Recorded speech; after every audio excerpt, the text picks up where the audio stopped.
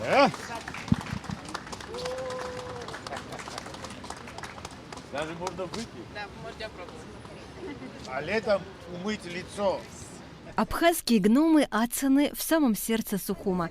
Их заметить непросто. Как гласят народные сказания, это карлики быстрые и ловкие.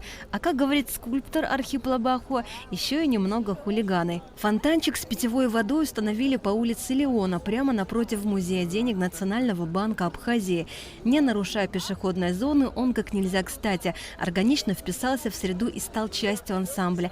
И это не дело случая, а результат кропотливой работы и системного подхода. У Национального банка возникла идея оживить площадку перед музеем, облагородить ее, установив здесь городскую скульптуру.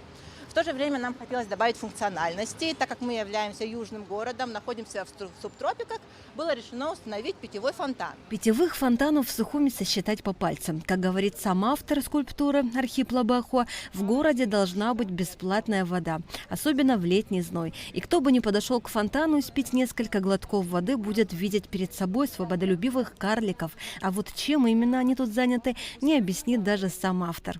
Что делают эти гномы, здесь непонятно.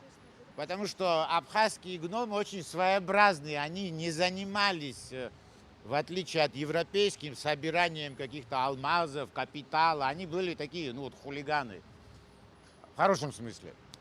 Дразнили великанов и так далее. Поэтому я не знаю, тот гном, который как бы на Атасе, может быть, он что-то плохое сотворит с тем, который тащит эту монету. Я не знаю. Над композицией Архип Лабахуа трудился около 3 месяцев. За это время он не просто работал над созданием нового шедевра, но и увлекся нумизматикой. Потому монеты, что рассыпаны у кувшина, принадлежат тем народам, с которыми соприкасался древний абхазский мир. Здесь вы увидите монеты, античные монеты разных полисов, со многими из которых у Абхазии были с древнейших времен торгово-экономические отношения. И еще раз хочу подчеркнуть, что сочетание воды, монет, это все культуры, это все вещи взаимосвязаны.